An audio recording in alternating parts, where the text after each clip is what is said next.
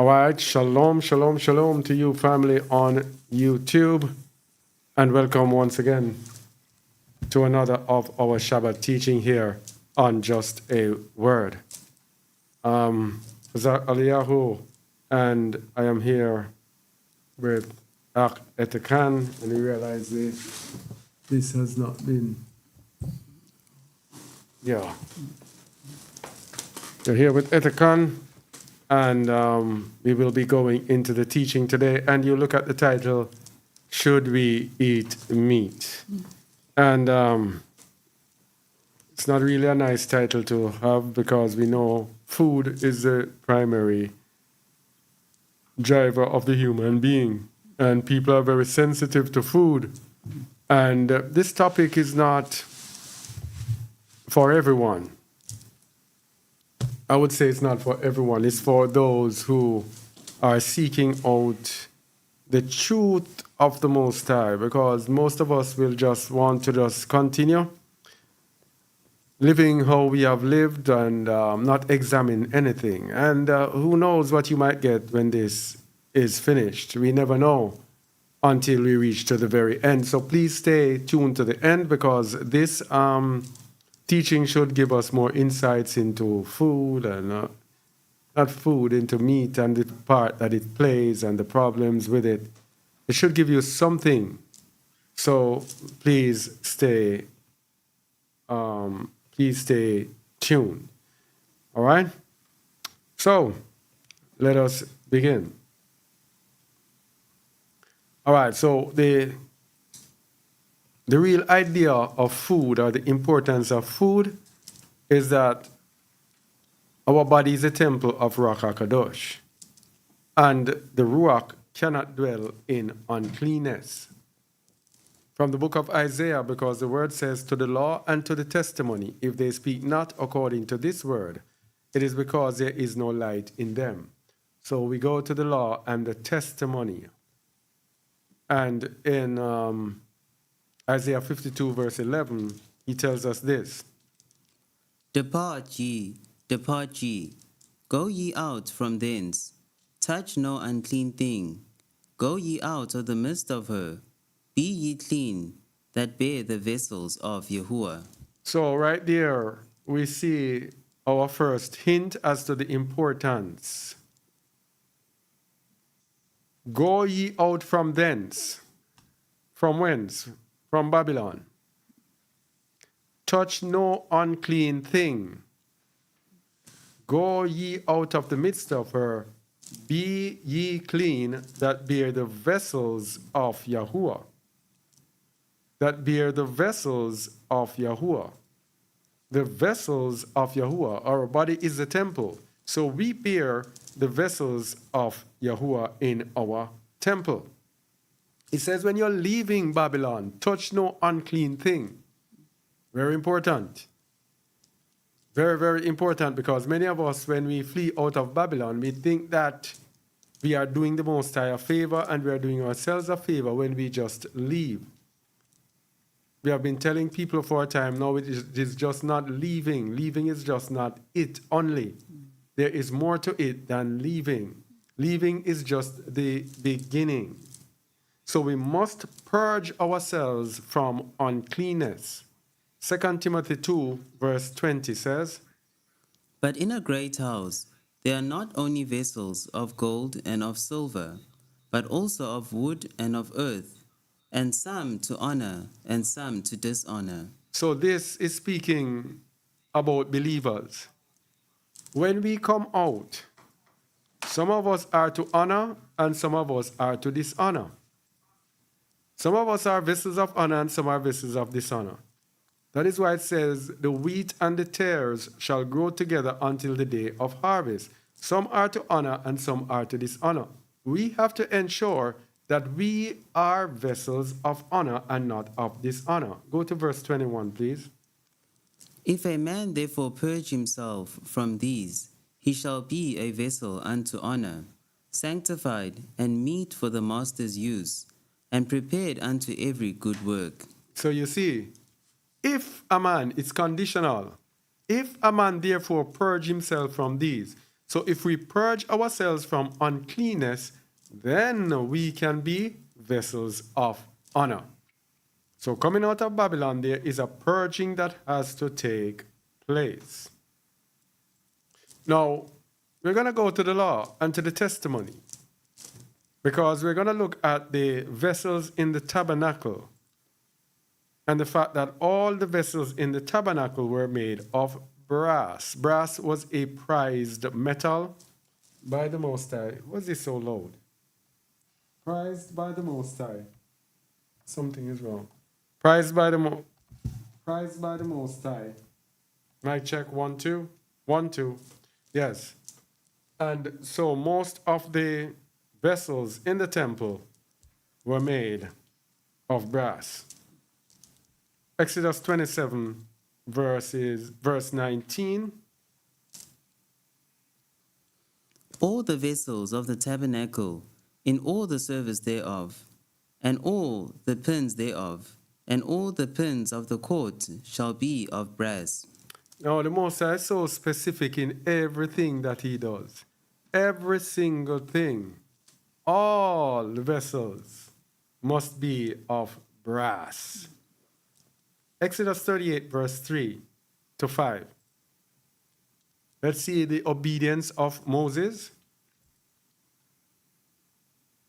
And he made all the vessels of the altar, the pots, and the shovels, and the basins, and the flesh hooks, and the fire pans, all the vessels thereof made he of brass. And he made for the altar a brazen grate of network under the compass, thereof beneath unto the midst of it.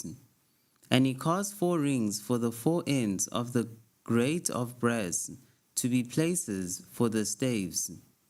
And he made the staves of shittim wood, and overlaid them with brass. With brass. So, whenever the Most High does something physically, there is a spiritual manifestation. Because Shaul said the law is a shadow of things to come, and not the very image of the things to come. And the law was our schoolmaster to bring us to Hamashiach. So if you look at the natural properties of brass, let me get this thing over here, sorry.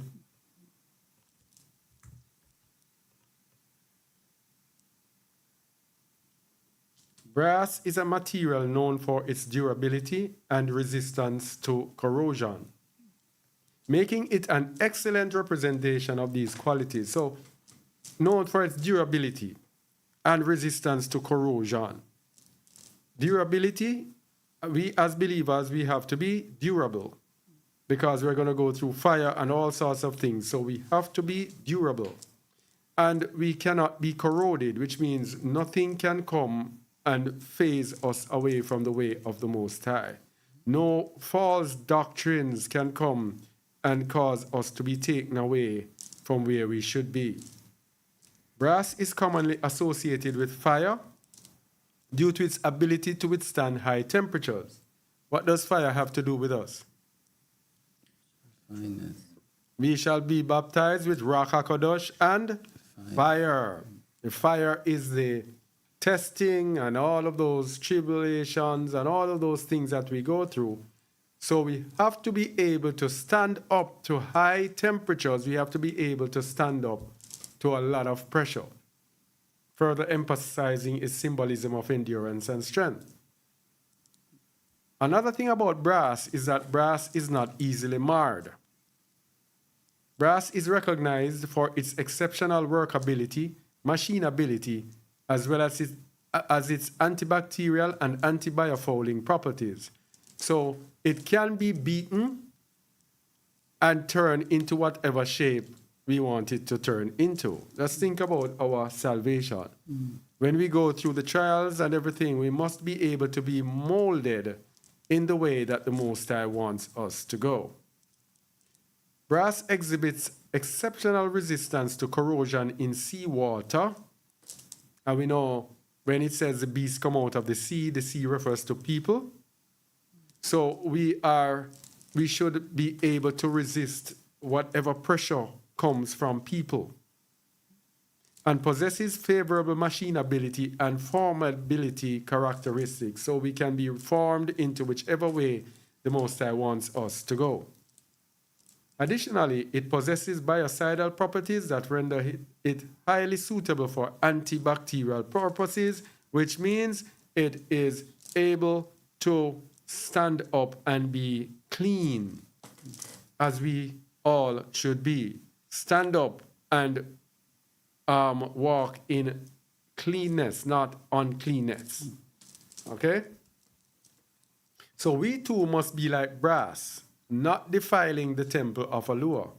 And we go to our faithful 1 Corinthians 3, 16 and 17.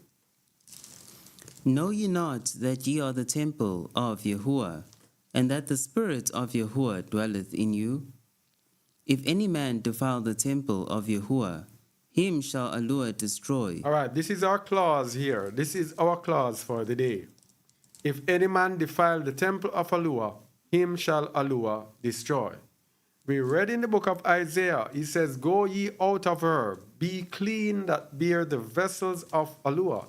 Now we are hearing that our body is a temple, and we are hearing that if we defile the temple, Yahuwah shall destroy us. That is why we have to look into these little things. It is for this purpose. Our body is the temple, why we look in a lot of the little things that we look into here on Just a Word, to make sure we dot every I and cross every T. So we must exalt Allure in our bodies and in our Ruach. 1 Corinthians 6, 19 to 20, the other faithful witness. What? Know ye not that your body is a temple of Ruach HaKadosh, which is in you, which ye have of Yahuwah, and ye are not your own? For ye are bought with a price. Therefore, glorify Yahuwah in your body and in your spirits, which are Yahuwah's. Exalt Allure in your body and in your Ruach, which are Allure's. So it is not only in our Ruach that we exalt the Most High. It's also in our body. And our body is the temple. And if we defile the temple, Yahuwah will destroy us. Please bear that in mind throughout this teaching. So, the vessels of the temple must be dedicated. Where are we? No, this is the wrong one. Let me see if I got this thing, the wrong frame. Oh, this is doing that. Sorry about that, my people. I apologize. Again, where are we?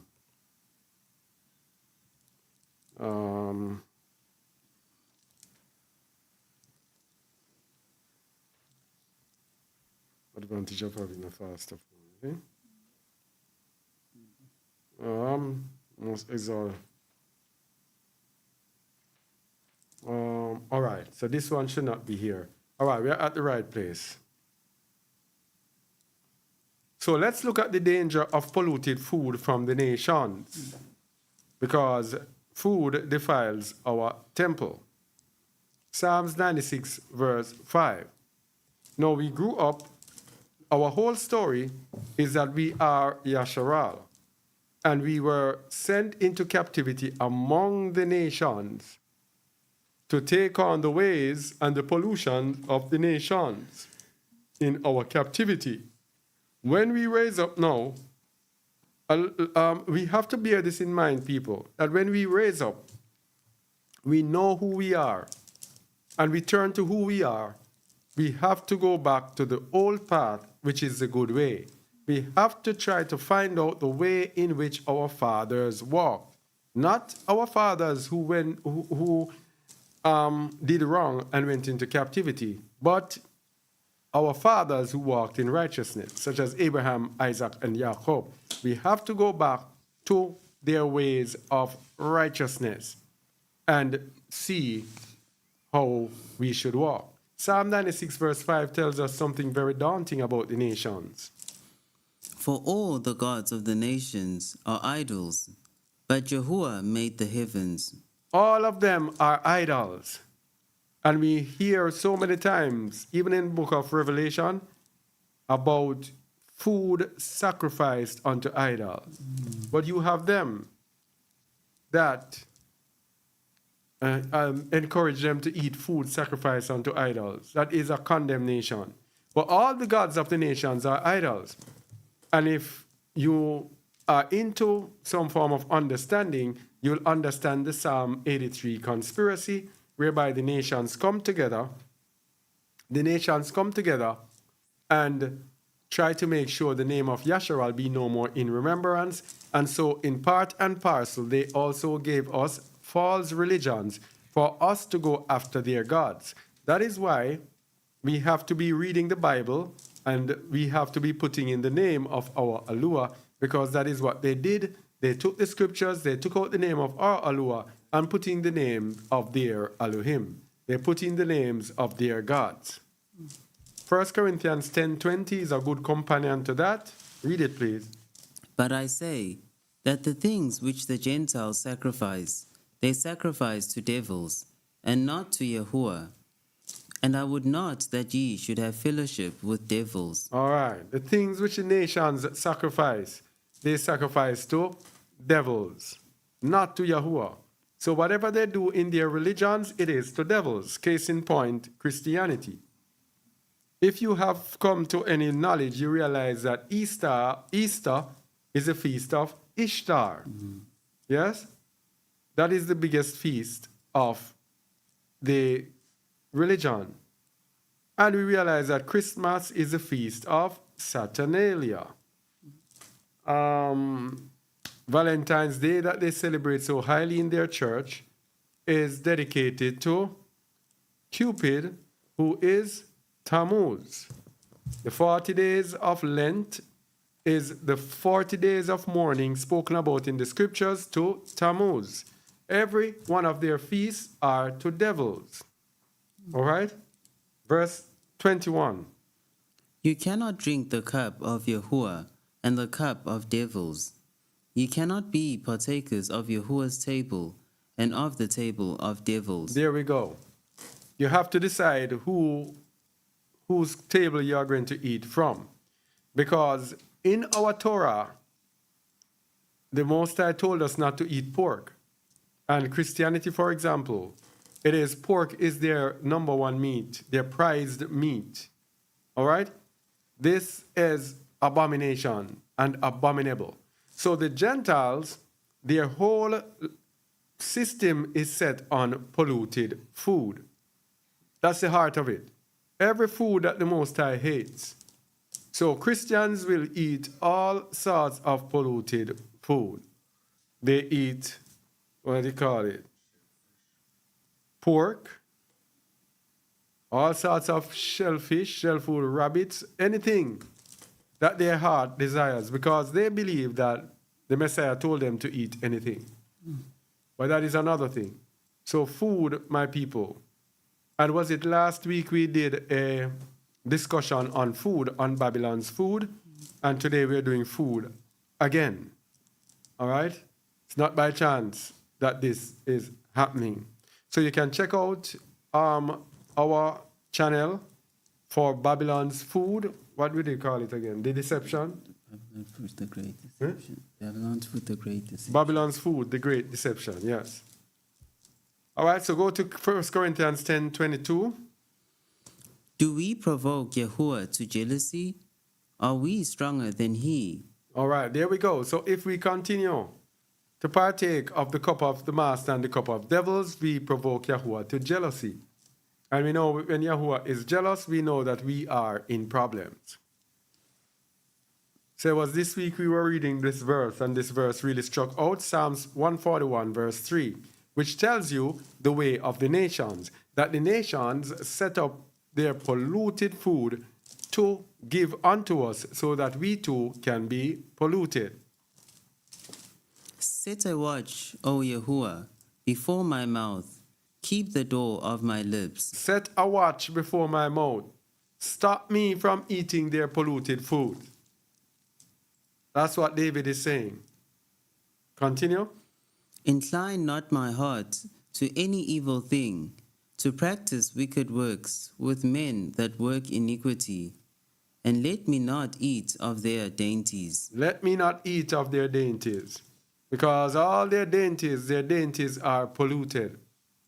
So keep my mouth sealed so that I do not eat the pollution of the Gentiles. Now, very important verse. All right, thanks, Michael, for sharing that in the chat. You can check in the chat, Babylon Food, The Great Deception, that video there, you can watch it as well. And that is where we are, Babylon Food, The Great Deception. Let me get you down here and get this up a little more. All right. Yeah, Babylon Food, The Great Deception. Now, that video that we did, the discussion was an hour plus. I cannot even sum it up. I cannot even do it justice to sum it up, but the whole idea of the discussion was our brothers were looking at the different deception that Babylon has with food in order to get us to be polluted, to partake of their pollutions, because it was raised up that Satan cannot rule in righteousness, so he has to create an aura of filthiness, of uncleanness in order to rule. And when we are filthy and unclean, Satan therefore has charge over us, and we will be in all different types of sin, all different types of abominations, because we are in his zone. When we are clean, those who bear the vessels of Yahuwah, it says, touch not the unclean thing, and I will receive you. So there's a contingency on receiving the Most High, and that is that we have to be unclean. So Satan's desire is to keep us unclean. So let's go back to the beginning with food. Food in the beginning. And that is what? Did I say that? Genesis 1, 29 to 30. What was food in the beginning? And Yahuwah said, Hold on, please. Oh. Go ahead. And Yahuwah said, And Alua said. Oh, and Alua said, Behold, I have given you every herb bearing seed, which is upon the face of all the earth, and every tree, in the which is the fruit of a tree yielding seed. To you it shall be for meat. Mm-hmm. And to every beast of the earth, and to every fowl of the air, and to everything that creepeth upon the earth, wherein there is life, I have given every herb for meat. Every green herb.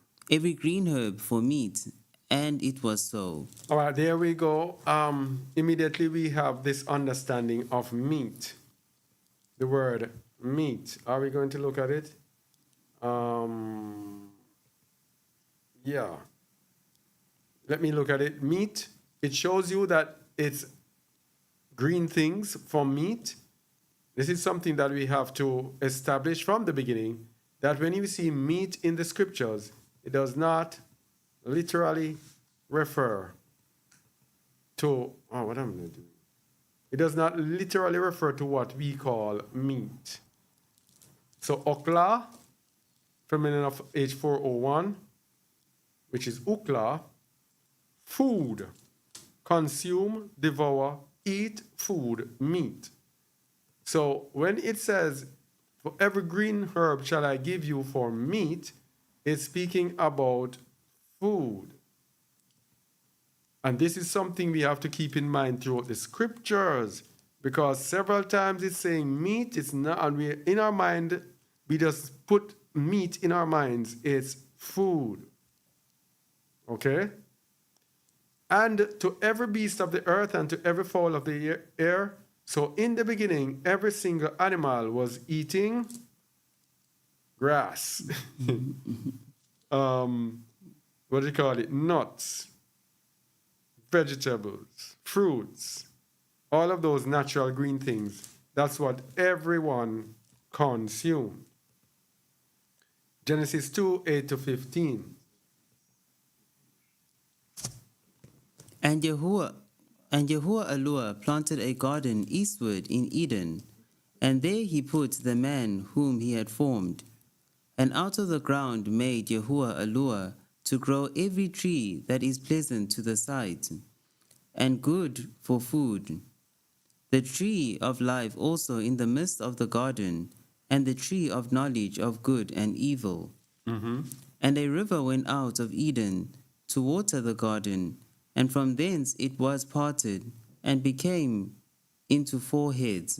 A river went out of the garden to water the garden and came into 4 heads. Did I look at the 4 heads?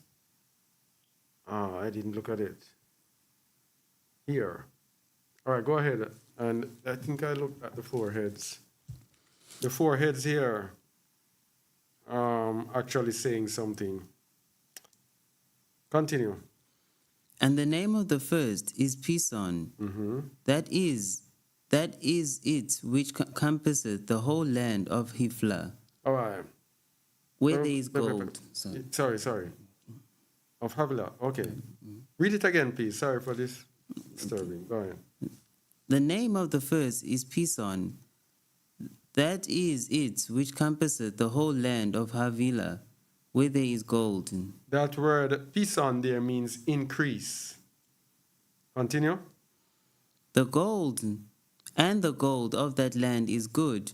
There is bdellium and the onyx stone. And the name of the second river is Gihon. The same is it that compasseth the whole land of Ethiopia. All right, and that Gihon there means bursting forth. So we have increase, bursting forth. Continue. And the name of the third river is Hiddekel. That is it which goeth towards the east of Assyria. And the fourth river is Euphrates. All right. Now, if you look at all the meaning of all 4 rivers, Pison, increase, Gihon, bursting forth, Hiddekel, rapid, Euphrates, fulfillment, increase, bursting forth, rapid fruitfulness. So even for, you see everything with the Most High. I'm not saying this to show there is nothing that is by chance by the Most High. Everything is organized and structured and has order. That's how the Most High works. The names don't just come like that. And it shows you the power of Hebrew. As much as we talk down on this modern Hebrew here, it kind of preserves some strength in getting us to understand all of these details. Yeah, go ahead. Where was I? 15. Verse 15. And Yahuwah took the man and put him into the Garden of Eden to dress it and to keep it. All right. So, let's look at the first food commandment. Genesis 2:16 to 17. And Yahuwah commanded the man, saying, Of every tree of the garden thou mayest freely eat, but of the tree of the knowledge of good and evil thou shalt not eat of it, for in the day that thou eatest thereof thou shalt surely die. Thou shalt surely die. This is the first food commandment, and it is to eat of the tree. But there's one tree that you must not eat of. That is the command. So let's look now at the disobedience. We've used this so many times, Genesis 3:6. We're going to look at the commandment, disobedience, and judgment. And when the woman saw that the tree was good for food, and that it was pleasant to the eyes, and a tree to be desired to make one wise, she took of the fruit thereof, and did eat, and gave also unto her husband with her, and he did eat. And he did eat. Go to Genesis 3:22. That is the disobedience. Now let's look at the judgment. And Yahuwah said, Behold, the man is become as one of us, to know good and evil. And now, lest he put forth his hand, and take also of the tree of life, and eat, and live forever. Therefore Yahuwah Elohim sent him forth from the Garden of Eden to till the ground from whence he was taken. So he disobeyed, and so he sinned. And the Most High said, lest this man sin, and he eat of the tree of life and live forever in his sin. Let's expel him. Did you do verse 24? No. So he drove out the man, and he placed at the east of the Garden of Eden cherubims, and a flaming sword, which turned every way, to keep the way of the tree of life. All right.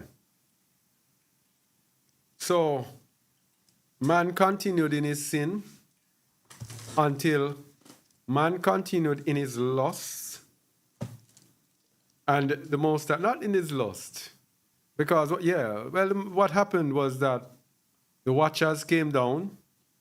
They had daughters with the sons of men, producing giants, and the giants started to eat up everything on the face of the earth. And evil flesh, eating flesh. And so the Most High destroyed the world that was. Then he preserved the world through a man called Noah. And it was through Noah that he gave permission for meat to be eaten. Genesis 9:1. And Elohim blessed Noah and his sons, and said unto them, Be fruitful and multiply, and replenish the earth.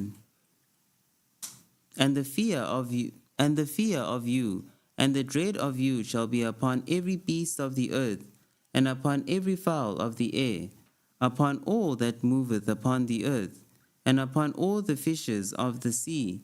Into your hand are they delivered. Verse 3. Every moving thing that liveth shall be meat for you, even as the green herbs have I given you all things. All things have I given you. Every moving thing that liveth shall be meat or shall be food for you. But he had one thing to say. Do not eat blood. Genesis 9 verse 4. But flesh with the life thereof, which is the blood thereof, shall ye not eat. But flesh with the life thereof, which is the blood thereof, shall ye not eat. So life is in the blood, so we must not eat blood. It continues in Deuteronomy 12, 20 to 28. Deuteronomy 12. Go ahead. When Yahuwah thy Elohim shall enlarge thy border, as he hath promised thee, and thou shalt say, I will eat flesh, because thy soul longeth to eat flesh. Thou mayest eat flesh, whatsoever thy soul lusteth after. All right. So this is something that we must understand. Flesh is lust. Eating the flesh is lust. But the Most High was telling them before they went into the land. The reason he's telling them this was that before they went into the land, he kept them away from flesh. Before they went into the land, he's telling them here that when they go into the land and decided that they're going to eat flesh. So eating flesh is not a compulsory is not a compulsory thing for the people of the Most High. It is longing after flesh that made him give permission for flesh to be eaten. Yeah? Mm-hmm. Okay. Now, there was no meat in the wilderness. Now, let me go to Acts. We hadn't finished that. Continue. I said 28. Let's go. If you please. If the place which Yahuwah thy Elohim hath chosen to put his name there be too far from thee, then thou shalt kill of thy herd and of thy flock which Yahuwah hath given thee, as I commanded thee, and thou shalt eat in thy gates whatsoever thy soul lusteth after. Lust. Continue. Even as the roebuck and the heart is eaten, so thou shalt eat them. The unclean and the clean shall eat of them alike. Only be sure Only be sure that thou eat not the blood, for the blood is the life, and thou mayest not eat the life with the flesh. thou mayest not eat the life with the flesh. Thou shalt not eat it, thou shalt pour it upon the earth as water. Thou shalt not eat it, that it may go well with thee, and with thy children after thee, when thou shalt do that which is right in the sight of Yahuwah. Blood is so important. 3 verses straight from 23 to 25. Thou shalt not eat it. Only thou eat not the blood. And then before that again, he went. Which verse he said? Yeah, those 3 verses. Eat not the blood. Verse 26. Only thy holy things which thou hast, and thy vows thou shalt take, and go unto the place which Yahuwah shall choose. And thou shalt offer thy burnt offerings, the flesh and the blood, upon the altar of Yahuwah thy Eluah. And the blood of thy sacrifices shall be poured out upon the altar of Yahuwah thy Eluah, and thou shalt eat the flesh. Thou shalt eat the flesh. Verse 28. Observe and hear all these words which I command thee, that it may go well with thee, and with thy children after thee forever, when thou doest that which is good and right in the sight of Yahuwah thy Eluah. And one thing that we want to take note, and we will look at it later on, Yahuwah willing, is the place that Yahuwah has set his name there. Where is it? 26. Go unto the place which Yahuwah shall choose. All right? When it comes to sacrifices, it's only the place that Yahuwah shall choose is something that we are going to look at later, Yahuwah willing. So again, we say there was no meat in the wilderness. Exodus 16, 1 to 4. The Most High took them away from meat. Exodus 16, 1 to 4. And they took their journey from Elim, and all the congregation of the children of Yasharal came unto the wilderness of Sin, which is between Elim and Sinai. And on the 15th day of the 2nd month after their departing out of the land of Egypt, the whole congregation... You're taking away and then verse 2. And the whole. And the whole congregation of the children of Yasharal murmured against Moshe and Aaron in the wilderness. And the children of Yasharal said unto them, Would to Yahuwah we had died by the hand of Yahuwah in the land of Egypt, when we sat by the flesh pots, and when we did eat bread to the full. For ye have brought us forth into this wilderness to kill this whole assembly with hunger. All right. So they were hungry, and they started now to rebel, because the Most High kept food and kept meat away from them. Verse 4.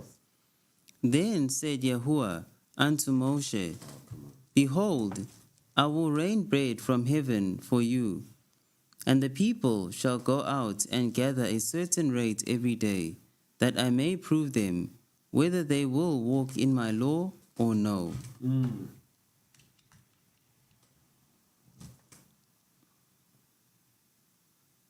That is charged. Yes. Then said Yahuwah unto Moses, yeah. So even when he gave them food, it's another thing. Even when you are given food, the food is a test. Verse 4.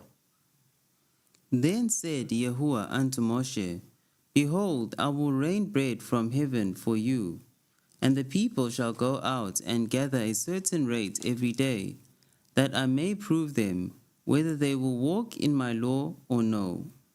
No, this thing is dying. The power is dying. Yeah. I don't know what's causing it. So the test was whether or not they would keep the Shabbat day or go out together on the other day.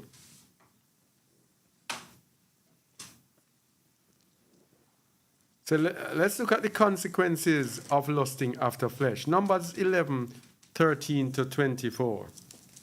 Try it there. Numbers 11, 13 to 24. No. Oh, yes. Whence should I have flesh to give unto all this people?